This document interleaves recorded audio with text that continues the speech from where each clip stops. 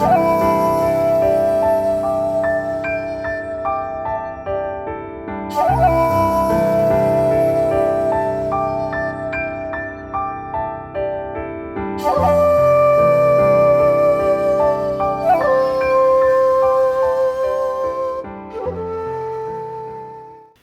le diéramos un poco más de color a la vida, posiblemente no iría el mundo como va, ¿verdad? Porque no es todo ni blanco ni negro, sino tenemos tonalidades, hay grises y hay colores que, bueno, el propio arcoíris ya nos lo dice todo, ¿no? Lástima que en la política, por ejemplo, eso no ocurra, o es blanco o es negro, y así nos va también por otra parte. Bueno, si pudiéramos mezclar la política con temas espirituales o darle un poquito un acento, un punto sobre esas síes a la política, a los políticos, posiblemente el mundo cambiaría. Y hoy me place mucho entrevistar a un señor que tiene esa dualidad desde el punto de vista positivo. No solamente es político o ha sido político, es doctor en ciencias políticas y sociología, sino que además es profesor, empresario y monje en el linaje Soto Zen. Y uno se pregunta, bueno, se lo decía yo a él, ¿qué pasó con los consultores que asesoran al presidente del gobierno? Son 800, pero 800 muy malos, desde que te fuiste, ¿no? Antonio Lozano, muy buenas noches. Buenas noches. Bienvenido. Gracias, encantado de estar aquí contigo. Gracias, igualmente. Tú has publicado una obra que se llama Tú no existes, yo tampoco. Bueno, eso tiene enjundia, ¿no? Tú no existes, yo tampoco. Explícamelo. Bueno, tiene que ver con el existir como individuos, como algo separado. Entonces, como individuos, como algo separado, no existimos, puesto que en el universo no hay nada separado. De hecho, incluso nuestra especie, que según la Enciclopedia de la Vida es una entre 9 millones de diferentes especies, vive entrelazada con el resto. De hecho, nosotros somos el resultado de la evolución de muchos seres vivos antes que nosotros, empezando por las bacterias eucariotas, que es el origen de toda la vida compleja, a toda la línea de evolución, y también ahí llegan los homínidos. Entonces, es esa visión de que no existimos como individuos separados, sino que somos una expresión singular de la vida. Ese es donde se coloca el ser humano. Que necesitamos a todo el mundo para vivir. Sí. Sin embargo, están los narcisistas que no necesitan a nadie, ¿no? Pobres. No voy a meterme ni voy a remeterme con la política de nuevo. Vale. Pero desde luego tendríamos muchos ejemplos, ¿no? Sí, pero parte también de esa explicación errónea, ¿no? De que somos un ente construido por nuestras creencias y nuestra personalidad, ¿no? A partir de ahí es posible el narcisismo. Si lo vemos desde el lado que yo propongo en el libro, como un fractal, como una expresión de la vida, entonces lo que sientes es asombro y humildad ante la vida, y el narcisismo es muy difícil que cuaje, ¿no?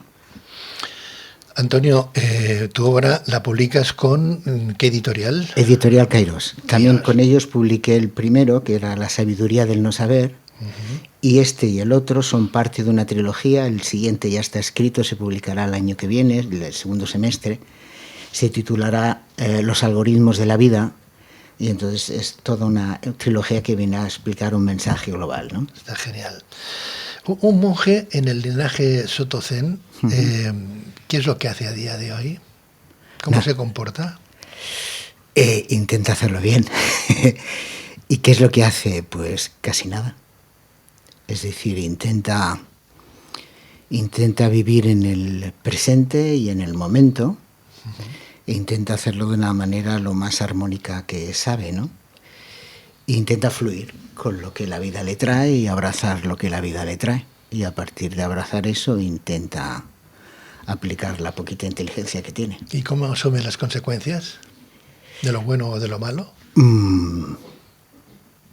Es que para mí no hay drama, no puede haber nada malo. Si lo trae la vida es para que lo viva. Entonces, a partir de abrazarlo, intento poner la inteligencia poco o mucha que tenga, para a partir de ahí aprender algo, construir algo, experienciar algo.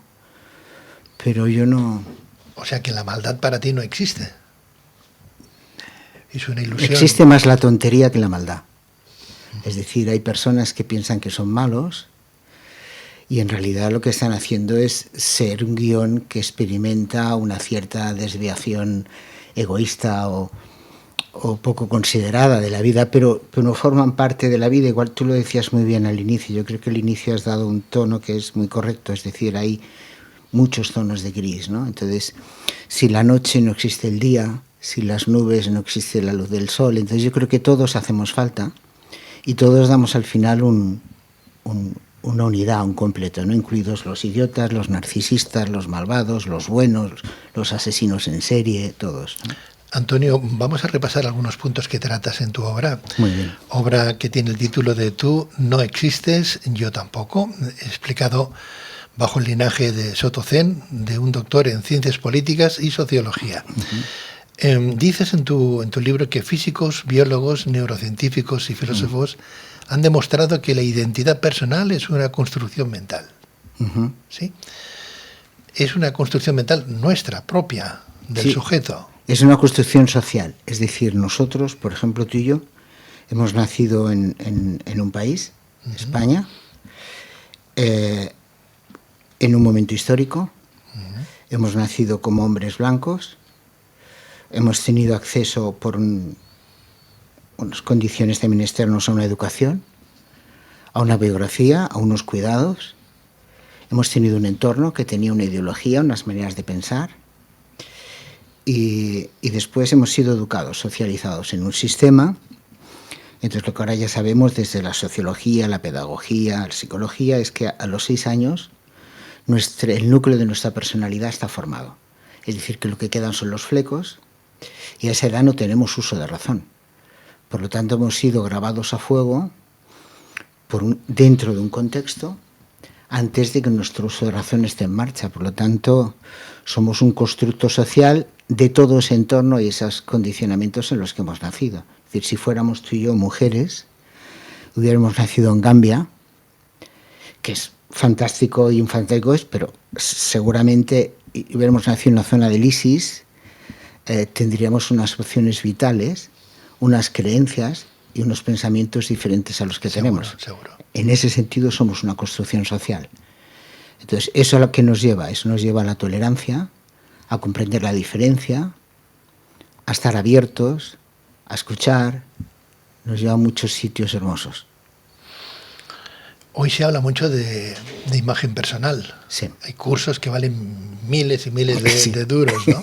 Sí, sí. Si es un constructo personal, sí. Puede estar yo equivocado entonces siempre que me proyecte, porque entonces es algo que yo he creado, es algo que sale de mí, ¿no? Entonces no necesito maestro ni profesor. Bueno, sale de tu entorno, es un constructo social más que personal. Tú eres el resultado, nosotros somos la expresión singular de todo nuestro contexto. Bien. Hablas hasta los años, la persona no se acaba de formar y se mantienen las creencias limitantes, por otra parte, sí. ¿No? Que eso pueden perdurar toda la vida si no se construye un trabajo duro ahí detrás. Sí. ¿Qué le decimos a las personas que te están escuchando y dicen, bueno, es que yo no soy Narciso, yo pertenezco al mundo, yo soy del mundo, yo existo con el mundo, estoy contigo, pero el mundo no me quiere? Hago miles de cosas y no me salen. Me presento a miles de historias de currículos vitae y compañía y nadie me llama. No sé, no encuentro pareja. Sí. Sí, estás poniendo bien. Tú no existes, yo tampoco. Entonces, claro, ¿qué tengo que buscar? ¿La otra parte que piense exactamente lo mismo que yo? Bueno, quizá lo primero, habría que detallar cada uno de esos casos que le pasan esas mismas cosas, ¿no? Pero en todo caso, yo lo que me tendría que preguntar si me sucede eso es, bueno, ¿por qué la vida quiere que yo viva estas experiencias y no otras? Y a partir de ahí, intentar ver qué me traen esas experiencias. Por ejemplo, te pongo un ejemplo. A mí me hubiera encantado ser músico, pero me hubiera fascinado. Me encanta la música, me hubiera gustado vibrar siendo yo el instrumento. ¿vale? Lo intenté durante años y años. Y, por ejemplo, con la guitarra, mi mano izquierda funcionaba muy bien con los acordes, pero carezco de oído y mi mano derecha era un desastre en el ritmo. Lo tuve que dejar. Entonces, yo ante ese hecho pude haber tomado dos vías. Una es deprimirme y decir, yo quiero ser músico, ¿por qué no soy músico? ¿Por qué la vida es tan dura conmigo? Y otra es decir, muy bien, la vida para mí no tiene en el repertorio posible de potenciales, no está la música. Antonio, mira a ver dentro tuyo cuáles son tus dones. Y entonces tuve que aparcar con todo el dolor del mundo, y te lo aseguro que fue con ese dolor, Pedro, y entonces busqué otros dones y conduje mi vida por otros dones. Entonces yo creo que ese es un poco el camino. El camino es cuando uno se vive como una expresión singular de la vida, intenta contactar con ella y leer qué es lo que tenemos dentro, qué es lo que realmente, no qué es lo que quiere nuestra mente, sino qué es lo que resuena con nuestro corazón, qué es lo que te emociona cuando te sucede, cuando lo escuchas, cuando lo vives, cuando lo compartes. Y esa es tu vía. A partir de ahí queda mucho trabajo por hacer, pero tu vía es lo que te resuena, no lo que te imaginas. Y muchas veces nos imaginamos, muchas personas les pasa, y hay cantidad de biografías, por ejemplo, de personas que han estado como locas por triunfar, y cuando han triunfado han encontrado el vacío. Incluso eso les puede haber llevado al suicidio, al alcohol, a las drogas o lo que sea. Pero ellos estaban convencidos que la fama o el que mucha gente los adorara les llevaría a la felicidad, y luego resulta que no. Entonces es buscar el camino de tu corazón, no un poco la expectativa social del éxito. El éxito es una maestría muy difícil de sostener. El éxito es para maestros espirituales. Qué difícil es eso, Antonio, porque te miras en el espejo y a veces no te gustas. ¿En qué sentido? Pues en todos.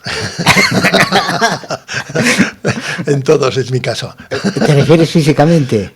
En todos. ¿O la mirada? ¿A qué te refieres? No, te miras en el espejo y dices, verdaderamente tú tienes capacidades, tú puedes, tú vales, entre otras cosas, ¿no? Sí. O sea, es una metáfora, ¿no? Quiero decir que cuando te miras en el espejo y dices, bueno, es que no me acabo de gustar, aunque puedas tener dones, aunque puedas tener valores, ¿no? Vale. A veces necesitamos la palmadita en la espalda pues para salir a flote, ¿no? O que alguien nos diga, fantástico, cuántas personas ya adultas, ¿no? Han suprimido su carrera, han limitado sus objetivos por culpa de lo que le han dicho en casa papá o mamá. Tú no sirves para esto, dedícate a otra cosa, niño o niña, ¿no? Creencias limitantes, ¿no?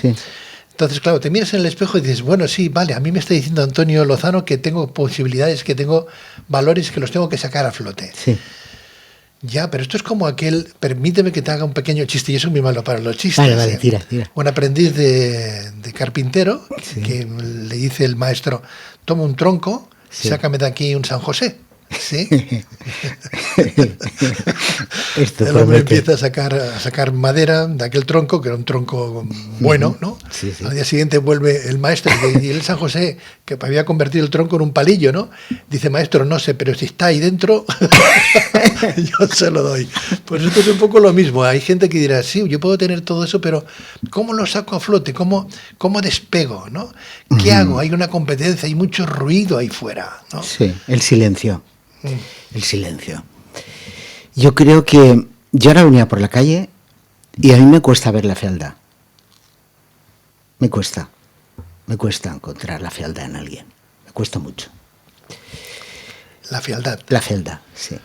Es bueno, decir, yo encuentro... feos no hay gente distinta, diferente, pero, ¿no? No, pero me refiero cuando dices no nos gustamos. Sí, es verdad. Sí. Vale.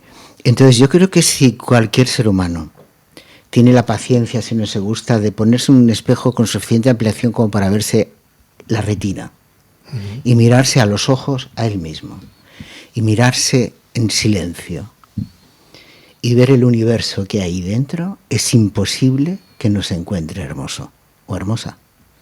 Ahora, si yo lo que hago es compararme como hombre, yo qué sé, por poner un tópico, con Brad Pitt, entonces hay un abismo. Pero es que no está ahí. Entonces habría que ir a definir esa hermosura. Y claro, ¿qué necesitamos? Necesitamos el silencio, la calma, la mente sin pensamiento para sentirnos y encontrarnos. Y no es una tarea fácil. Yo no digo que sea fácil. Pero si lo hacemos, lo encontramos. y es sentirnos, algo que no nos enseñan en el colegio. Nos enseñan los afluentes del Ebro, pero no nos enseñan a sentir nuestro cuerpo. Es otra de las cosas que trabajo en el libro, ¿no? Entonces, hay una parte que es esa parte de habitar tu cuerpo físico. Yo lo que hago en el libro es dar pistas para que las personas experimenten como totalidad. Y una de ellas, por ejemplo, es muy sencilla, es el segundo espejismo, que es: no podemos conocer la realidad, pero sí podemos habitar nuestro cuerpo. ¿Cómo? Con algo tan sencillo como la respiración consciente. Doy las pautas para hacerlo.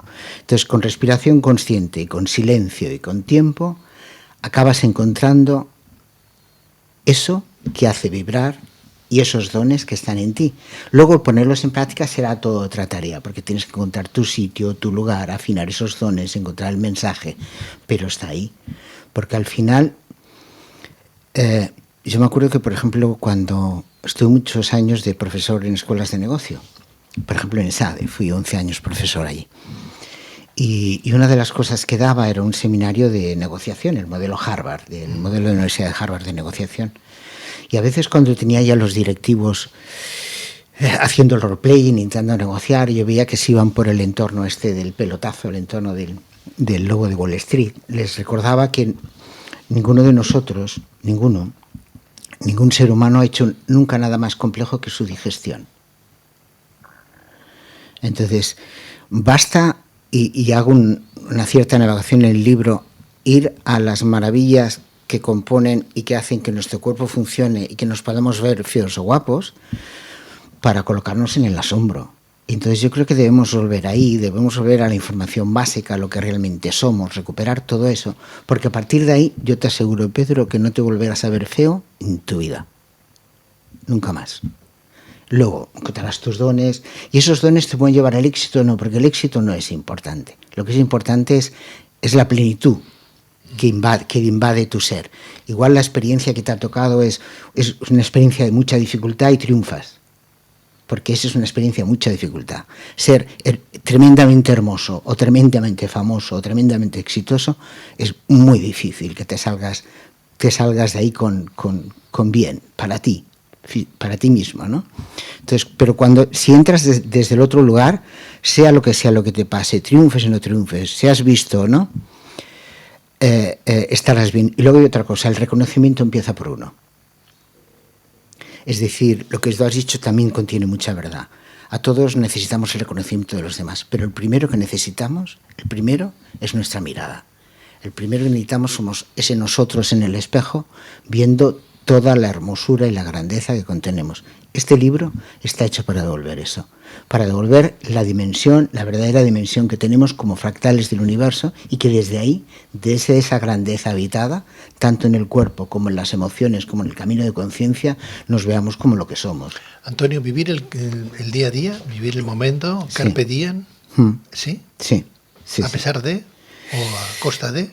No, de nada, de entregarse a eso, porque si no, la vida no te pasa y no te enteras. E igual estás clavado en una serie de expectativas y la vida te está presentando opciones súper hermosas, y como estás solo esperando aquella expectativa, no las ves y las dejas pasar. Hemos preguntado a muchísima gente algo que uno piensa que es algo que todo el mundo tiene que responder con exactitud, con claridad, etcétera, etcétera, ¿no? Y la gente, no sé si es que se queda en los paños menores, se queda en lo material, pero preguntamos: ¿qué sentido tiene la vida para ti, no? Uh-huh. La gente no me lo sabe responder. Uh-huh. ¿Sí? Si te hago a ti esa pregunta, ¿qué me dirías? Que la vida no tiene propósito, la vida es un juego. Y lo que vivimos es a saber jugar armónicamente ese juego. No hay nada que conseguir en la vida. Todo está conseguido antes del primer pensamiento. ¿Todo está escrito? No es que esté escrito. Es decir, la maravilla que somos, la somos antes de nuestro primer pensamiento. Lo más complejo que somos, lo somos antes de él. Y volvemos a lo más complejo, lo más hermoso que somos después del último pensamiento, cuando expiramos. ¿Eso significa que pertenecemos a algo mucho más grande que nosotros? Claro. ¿Dios? Bueno, somos ¿El vida. universo? Somos vida. No tenemos una vida. Somos vida. Entonces, esa visión es totalmente diferente. Hay un libro precioso que escribió Alicia Yayaruni, que se llama La sanación silenciosa, y entran a fondo ese tema. Entonces, no hay que olvidar que somos vida. Entonces, luego somos vida y tenemos una vida que tiene un plazo de caducidad, como el yogur, como el Danone. Sí. Pero somos vida. Entonces, la vida, el propósito es vivirla, es experimentarla, sin prejuicios, sin juicios, sin... Tú dices en tu libro que más allá de la individualidad existe una inteligencia mayor que sí. nos conecta con todos los seres y con la vida misma. Sí. ¿Esa inteligencia quién es? Bueno, por ejemplo, esta noche puedes levantar la mirada, cosa que hacemos poco los humanos, y mirar al cielo y imaginarte todo lo que está pasando en nuestro sistema solar. Por ejemplo, cualquier día que no salimos de casa, tú y yo que decimos, hoy no me muevo.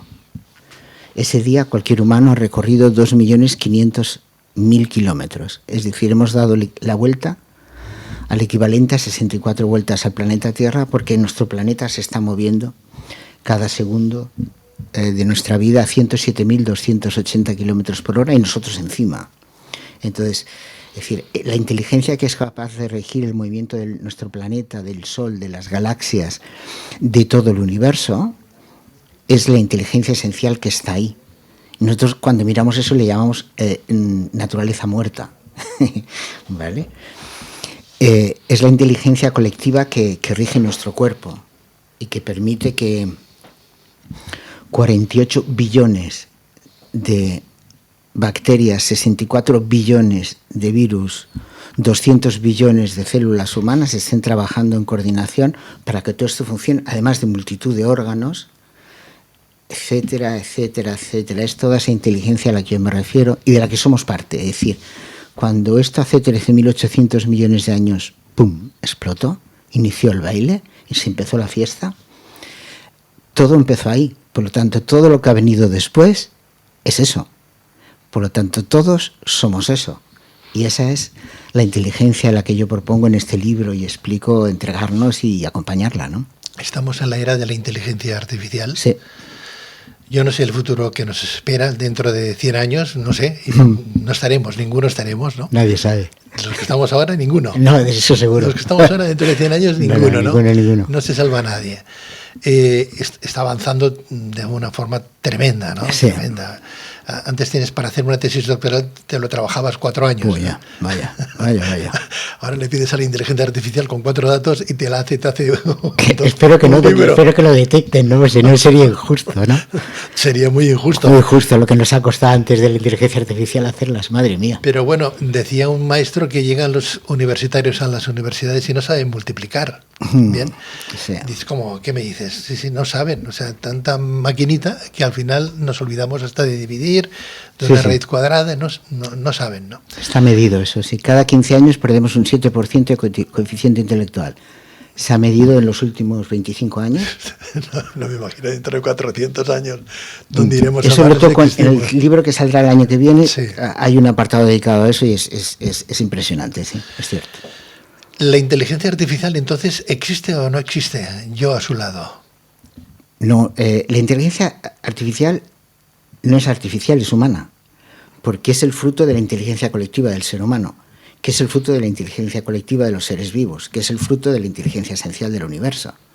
Por lo tanto, la inteligencia artificial es un nombre poco afortunado, porque es poco ceñido a la realidad. O sea, la inteligencia artificial ha sido alimentada y entrenada con el conocimiento humano, por lo tanto no es artificial, es de base humana. Y lo que produce son constructos a partir de nuestro conocimiento, del conocimiento humano. La inteligencia artificial la hace un mecanismo de aprendizaje automático, pero ese mecanismo de aprendizaje automático aún no hemos llegado a la inteligencia artificial generativa, que es la que es capaz de aprender por ella misma y ya no necesitará nunca más al humano. Ya estamos en ello, ¿eh? Vale, la generativa no llegó. Entonces, cuando llegue la generativa, habremos dado el mayor salto evolutivo desde ponernos en pie. Porque en ese momento, hasta ese momento, cualquier invento estaba el hombre detrás. A partir de que la inteligencia artificial generativa que se espera para la década que viene o al final de esta década, a partir de que ya el hombre nunca más sea necesario para profundizar en el aprendizaje, aparece un nuevo mundo. ¿Dónde nos llevará ese mundo? No sabemos. Hay varias teorías, la teoría benevolente y la teoría confrontativa. Hay especialistas en medio mundo haciendo predicciones y las hay de todos los colores. Doctor Lozano, Antonio, hablamos de inteligencia artificial aplicado a lo que tú nos estás contando de tu libro. Tú no existes, yo tampoco. En Japón ya hay inteligencia artificial aplicada a robots. Sí. Robots que van a tener hasta una materia casi orgánica. Silicona, sí. Vamos, que se van a parecer muchísimo a los seres humanos. Sí, sí. Están hechos por humanos. Sí, sí. Entonces son inteligencias artificiales, no, según tu criterio, sino inteligencias humanas también. No, son fruto de la inteligencia humana. ¿Qué le damos? ¿Qué capacidad, qué potencial le damos? ¿Qué valores le damos a ese robot, por ejemplo? ¿No? ¿Van a sustituir a otras personas? Claro, si son tan listos que van a aprender cada día un poquito más de todo, serán mucho más listos que los seres humanos. Llegarán a tener hasta emociones, porque también se aprenden, aunque digan que las emociones no existen en ciertos animales o sentimientos, por ejemplo, ¿no? Hay muchas personas que no tienen sentimientos a pesar de ser humanos, ¿no? Entonces, ¿qué futuro hay ahí? ¿O cómo vamos a plantearnos nosotros esa existencia o no existencia? O una réplica, porque también se hablan de réplicas, replicar en nuestro ADN. Ahí hay muchísimas... Un cuarto libro. No, en el tercero está. Ahí es una incógnita abierta. Lo que va a pasar no se sabe porque, para empezar, Pedro, hay algo que toqué en el primero, que es en el de la sabiduría del no saber, que es bueno que nos coloquemos ahí. La ciencia, la gran ciencia, reconoce que desconoce el 96% de la realidad física. Es decir, nuestra gran ciencia solo conoce el 4% que es la materia, y de la materia conocemos la naturaleza, pero no el origen.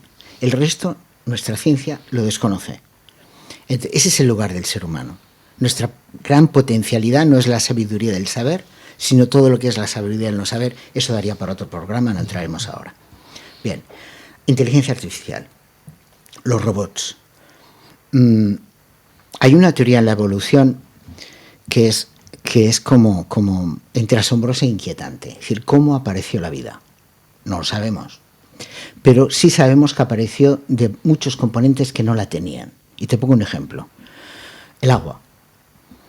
La teoría esta es una teoría muy compleja, pero se puede resumir muy sencilla. Se llama la teoría del ensamblaje. El agua es húmeda, pero está hecha de oxígeno e hidrógeno, que no son húmedos. Pero juntos dan el mayor disolvente que existe en el planeta y además es húmedo. Por lo tanto, de dos componentes sin vida puede surgir vida. No sabemos cómo surgió la nuestra. Lo que quiere decir que no sabemos, como tú has planteado, qué pasará cuando esos robots, que ahora tienen unos programas muy sencillos, pero no los tendrán en 5 o 10 años, ¿vale? Y además podremos replicar y se comenzarán a construir con materia viva, porque la materia viva ya se puede imprimir en impresora 3D, igual que se puede hacer carne con impresora 3D. Por lo tanto, a partir de ahí no es muy difícil hacer el silogismo, ¿no? Entonces, ¿qué pasará cuando a una inteligencia de origen humano puesta sobre un robot al que se ha puesto materia orgánica y tiene un deep mind, es decir, es capaz de aprender por sí sola, tenga toda una serie de experiencias a partir de las cuales conecte, genere emoción, porque le hemos colocado sensores de propiocepción como los que tenemos nosotros en nuestro cuerpo? Tenemos miles, que son los que eligen el cerebro, no al revés. Y ese robot que tiene sensores de propiocepción, que tiene materia orgánica, que tiene un deep mind capaz de aprender por sí mismo, que va a acumular emociones, ¿puede llegar a tener conciencia? No lo sabemos. Pero la ecuación parece bastante completa. Entonces, ¿a dónde nos llevará eso? A un lugar que desconocemos. ¿Cómo lo abrazamos eso? ¿Lo podemos abrazar con inquietud o con alegría? Yo, en general, lo abrazo todo con alegría. ¿Te imaginas? Eres muy optimista y positivo, lo cual me alegra, ¿no? Porque así somos todos, ¿no? Los que llevamos este programa, al menos, ¿no? Eso está muy bien, pero el día que, no sé, pongamos aquí 100 años, ¿sí? Sigamos el ejemplo de antes. Vayamos a un curso de Zen, de Soto Zen, ¿no? No hay cursos de Soto Zen, solo es meditación. Bueno, pues vamos a un maestro que nos dé alguna clase, alguna instrucción, ¿no? Y en esa clase hay 10 personas. Sí. 5 son humanos. Sí. Y 5 son, pues eso, lo que venga, ¿no? Lo que venga, sí. Porque claro, ¿por qué no? A lo mejor despiertan algo espiritual. ¿Y por qué no? No sabemos. ¿Sustituirá ese elemento al humano? No Eso importa. es una hipótesis, pero es una máquina. Pero no importa. No nos debe preocupar eso. ¿Se preocupó el dinosaurio porque nosotros lo sustituyéramos? No, pasó. Entonces, nosotros yo creo que lo que nos debemos preocupar es, mientras somos humanos, cosa que ahora yo lo veo un poco descuidado cuando ves a los grandes gobernantes, no creo que los humanos nos estemos preocupando de los humanos. No creo que los grandes gobiernos se estén preocupando de los humanos. No creo que la gente que está saliendo ahora como presidentes de los grandes países sean el fruto de sensibilidades humanas. Creo que no. Entonces, yo creo que por mal que venga lo que venga, no nos va a empeorar mucho, porque lo que hay ahora es un tanto inquietante, en humano me refiero, ¿eh?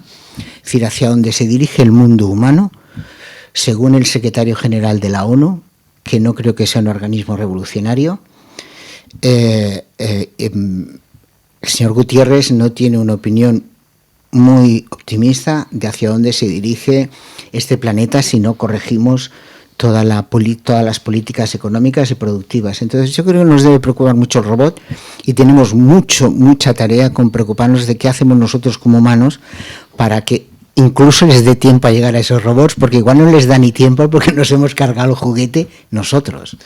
¿Quién le diría a Julio Verne, por ejemplo, entre otros, ¿no? Que llegaríamos a la Luna, que iríamos a los fondos marinos, ¿no? Luego llega Spielberg y nos enfrenta con naves interplanetarias, con monstruos y extraterrestres, ¿no? No sé si la condición del ser humano, la imagen, la imaginación, nos supera, va más allá de lo que somos, pero que en realidad llegaremos a todo lo que nosotros nos imaginamos. O sea, quiero decir que lo que hoy piensa una persona, ¿por qué no? Puede hacerse una realidad. No obstante, tú dices en tu libro lo siguiente: la mente construye nuestra percepción de la realidad, pero esa percepción no es necesariamente la verdad. Sí, cierto. Me recuerdas a una película, creo que se llamaba Matrix. Sí. Sí, que era todo pues algo que... Una ilusión, sí. Sí, son ceros y ceros y ceros y unos, ¿no? Sí. ¿Vivimos en un mundo Matrix? Bueno, eso es fantástico, verás. Yo considero que las personas que vivimos en este momento de la historia somos muy afortunados. Y te voy a decir por qué. Hasta inicio del siglo XX, los humanos pensábamos que la realidad era conocible, era un gran mecano. Y vivíamos en la física clásica, en la física de Newton, y entonces era una cuestión de tiempo que el conocimiento humano llegara a desvelar todos los misterios. Pero entonces llega el señor Albert Einstein, y después llega Niels Bohr, y después llega toda la física cuántica, la teoría cuántica, bueno. Y ahora, con ella descubrimos que la realidad es insondable, es de una complejidad que escapa a nuestras capacidades intelectuales y a nuestros sentidos, y desde luego al método empírico que utiliza la ciencia, porque está diseñado para lo que es más grande que el átomo, no para lo que es más pequeño. Entonces empiezan a haber premios Nobel continuos de física. El último estuvo aquí en Barcelona no hace mucho, Jerome Friedman. Él fue el descubridor de los quarks. Bien. Para él y para toda la física actual, la materia es un 99,99999999% vacío, energía y campos electromagnéticos. Es decir, toda la masa atómica de la humanidad ocupa el tamaño de un terrón de azúcar. Entonces, ¿vivimos en una Matrix? Correcto. Según la física contemporánea, los premios Nobel, lo que vemos no es lo que existe. ¿Por qué vemos lo que vemos? Porque nuestro sistema sensorial, que es diferente al de una abeja, al de una rana o al de un perro, está diseñado para transmutar, interpretar una serie de frecuencias. Por ejemplo, mis ojos y los tuyos ven entre 380 y 760 nanómetros, ni más ni menos. ¿Qué nos hace ver eso? Por ejemplo, que nos hace interpretar los colores de una determinada manera, y entonces yo puedo ver que esto es amarillo, más o menos, porque esta luz puede, o que esto es verde. Pero en la realidad los colores no existen, son frecuencias. Son los 137 millones de células receptoras que tenemos en el ojo del humano los que hacen ver esos colores. Entonces los colores no existen, el sol no es amarillo, el cielo no es azul. Esta madera que vemos aquí, según Jerome Friedman, premio Nobel de física, es vacío. Pero son sus campos electromagnéticos los que le dan la consistencia de sólida. Entonces, lo que nosotros vemos no es la realidad, pero eso lo dice la gran ciencia. Lo que nosotros vemos es una interpretación de la realidad. Entonces, vuelve más asombro. Es un lujo estar encarnado como humano. Es un lujo. Es un lujo. Y qué poco lo aprovechamos. Ahí está el tema. Por eso este libro, el anterior y el que viene, lo que intentan dar es las pautas para que en un lenguaje asequible las personas entiendan qué es exactamente la experiencia de vida de un ser humano, y entonces se puedan entregar esa grandeza, porque muchas veces estamos muy limitados con creernos que la realidad es lo que se explica en las noticias o en los diarios, y vivimos una dimensión minimizada de la grandeza de nuestra vida, y es un lujo que no nos podemos permitir. Antonio, no solamente te veo muy puesto en tu sector, que lo conoces perfectamente como doctor en ciencias políticas, como monje del linaje de Sotocén, como profesor en diferentes escuelas de negocios, sino que además te veo muy puesto en la física Sí. cuántica y demás, ¿no? Claro, la física cuántica nos dice que todo lo que observa todo lo observable está cambiando en ese momento, ¿no? Sí. Entonces, haciendo gala a tu experiencia como monje, Uh-huh. para ti las dimensiones existen. Bien, sí, porque recordando a este premio Nobel, Sí. podríamos estar hablando, porque antes nos hablaban de 3 dimensiones, luego de 4, luego de 5. La física cuántica ahora nos habla de 11 y hasta de 15. Uh-huh. Yo no sé dónde salen tantas dimensiones, pero son muchas dimensiones. Sí. Con lo cual uno dice, bueno, estamos en este estudio, pero según esa física cuántica, Sí. aquí mismo podría estar pasando ahora mismo un autobús Sí. en otra dimensión, ¿no? Sí. Es un poco Es asombroso. asombroso. Es asombroso. Claro, te encuentras con muchas personas que hacen mucha meditación Sí. y dicen, yo entro en un archivo acásico para extraer información, Sí. o entro en otra dimensión. Sí. Vamos, la analogía me sirve lo que acabas de decir, ¿no? Nosotros, los colores no existen como tales. No. Claro, un perro ve en blanco y negro. Sí. No tienen no lo tiene. Y una abeja ve en ultravioleta. Entonces, si eso no existe, las dimensiones dichas también por esa física cuántica. Bueno, yo te diría, ¿qué dice el Zen de todo eso? Al Zen no le importa nada todo eso, porque nosotros estamos en el momento. Por lo tanto, si hay encarnación o reencarnación, si hay dimensiones o dimensiones, es lo de menos. Eso es la calderilla. Lo que importa es la presencia consciente, total, en el instante. Lo demás va por añadidura. Entonces, lo que sí que está claro es que, para que no nos agobiemos, podamos asumir poco a poco lo que es. Entonces, ahora ya sabemos, por todas estas grandes mentes de la física, y ya no te entraría, porque si entramos en la física de la medicina, en la biología, entramos, por ejemplo, en otro premio Nobel, en el Ben Faringa, cuando habla de las células. O sea, ahí nos podíamos tirar, Pedro, una hora hablando de las células. Seguro. Es impresionante. Él las define, él es premio Nobel de hace pocos años. También estuvo aquí, no hace unos años también. Él define una célula como algo mucho más complejo que una gran ciudad, y lo explica, es su campo. Entonces, yo creo que lo que nos debemos ceñir es, por ejemplo, a mirar la grandeza sin necesitar entrar en detalles, porque es que nuestro sentido común, nuestra cabeza explota. Si intentamos entrar ahí, explota, porque es que no podemos asumir tanta complejidad, ¿no? Por eso yo invito a abandonar el saber y a entrar en el no saber. Entonces, lo que sí podemos decir es, ya sabemos que esto no es lo que vemos, sino que la realidad es mucho más compleja, que la realidad es vacío, es energía, es campo. Entonces, vivamos desde ahí y vivámonos como ese fractal, Y con eso tenemos para unas cuantas vidas. Estoy seguro de ello. Bueno, pues don Antonio Lozano, doctor en Ciencias Políticas y Sociología, linaje de Sotocén, autor de Tú no existes, yo tampoco. Aquí no hemos estado ni tú ni yo. No. Una pura ilusión. Ha estado el universo empujado por dos. Antonio, doctor Lozano, muchísimas gracias. Tú no existes, yo tampoco. Vamos a dejarlo hoy que sí. Que hoy te conozco y para mí ha sido un placer. Bueno, si lo quieres experimentar así, estás en tu libertad. Muchas gracias, muy buenas noches. Un placer, gracias. Igualmente. Adiós.